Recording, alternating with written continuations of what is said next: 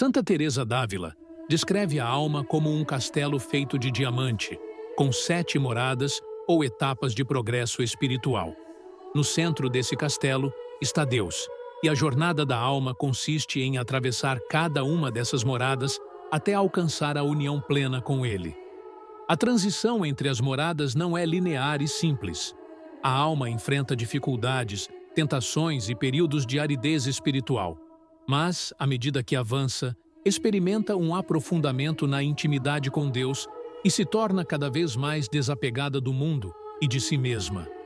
A primeira morada é o despertar espiritual.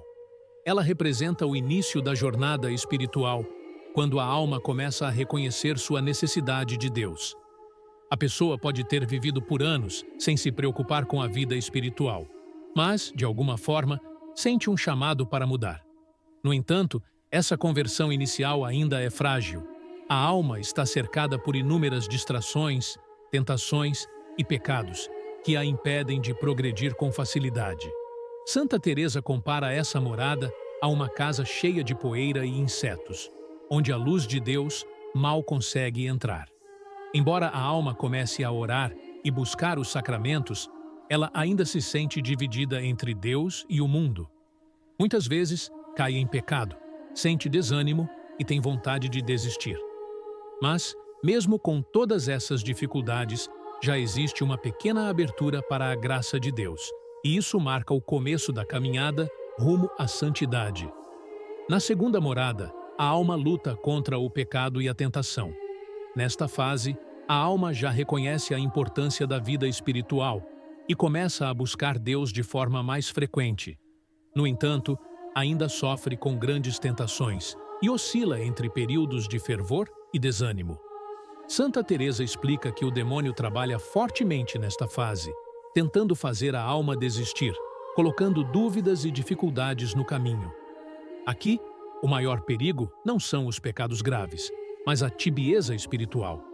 Muitas almas começam bem, mas logo se cansam da luta e voltam para a vida mundana. Elas podem rezar e frequentar os sacramentos, mas sem profundidade, sem um verdadeiro desejo de entrega.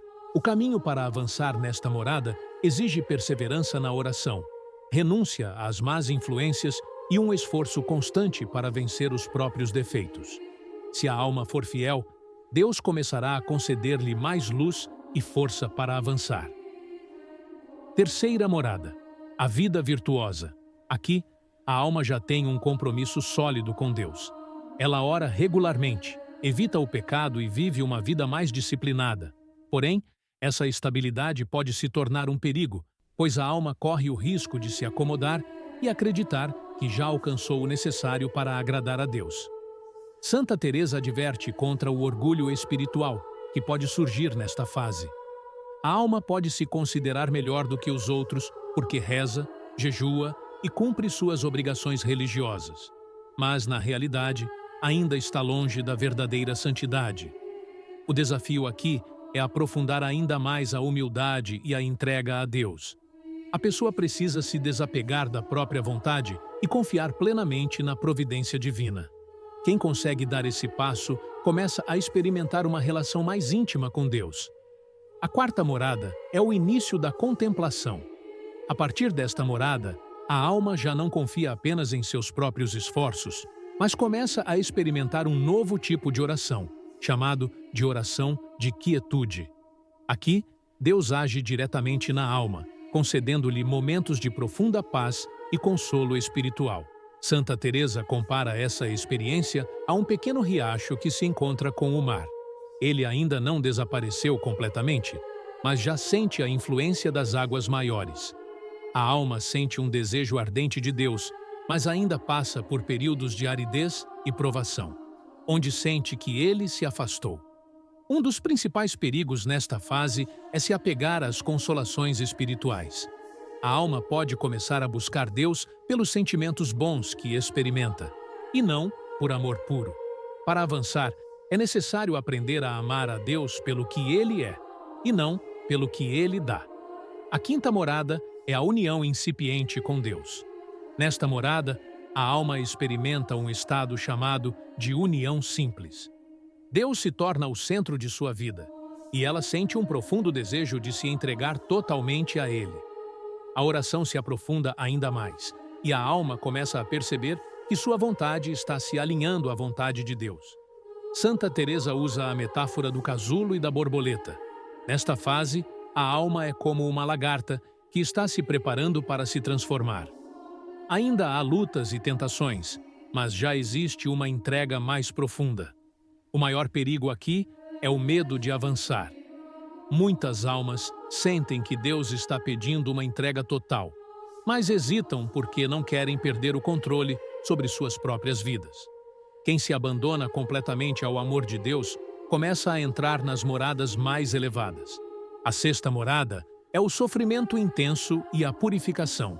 Nesta etapa, a alma passa por uma profunda purificação espiritual. Deus quer prepará-la para a união definitiva, mas isso exige que todos os apegos sejam queimados. A alma experimenta grandes sofrimentos interiores e exteriores, períodos de escuridão espiritual, provações dolorosas e perseguições. Santa Teresa compara esse sofrimento a um fogo que queima todas as impurezas da alma. Deus parece distante, a oração se torna árida e a alma sente que está sendo abandonada. Nesta morada, a alma prefere morrer a pecar, ainda que venialmente. Mas, na verdade, essa é a etapa final antes da união plena com Deus. Para perseverar nesta morada, é essencial confiar totalmente na providência divina e aceitar os sofrimentos com humildade. Aqueles que resistem e se entregam por completo passam para a última morada. Sétima morada: a união perfeita com Deus.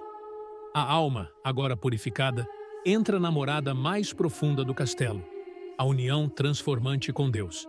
Aqui, a presença divina não é mais apenas sentida ocasionalmente, mas se torna uma realidade permanente. A alma experimenta uma paz que nada pode abalar, pois sua vontade e a de Deus se tornaram uma só. Santa Teresa descreve essa união como um casamento espiritual, onde a alma e Deus se tornam inseparáveis. Não há mais desejos egoístas, medos ou dúvidas. Tudo o que importa é a vontade de Deus. Essa não é uma etapa apenas de êxtase e contemplação. A alma se torna extremamente ativa no serviço ao próximo e vive totalmente para Deus. Ela já não busca recompensas espirituais, pois entende que o maior presente é o próprio Deus. A jornada pelo castelo interior não é fácil. Exige sacrifício, renúncia e uma busca incansável por Deus. Mas aqueles que perseveram descobrem que, no final, não há nada neste mundo que possa se comparar à união plena com Deus. Santa Teresa nos ensina que todas as almas são chamadas a percorrer esse caminho, mas poucas se dispõem a enfrentá-lo. A pergunta que fica é: onde sua alma está nesse momento? E o que você está disposto a fazer para avançar?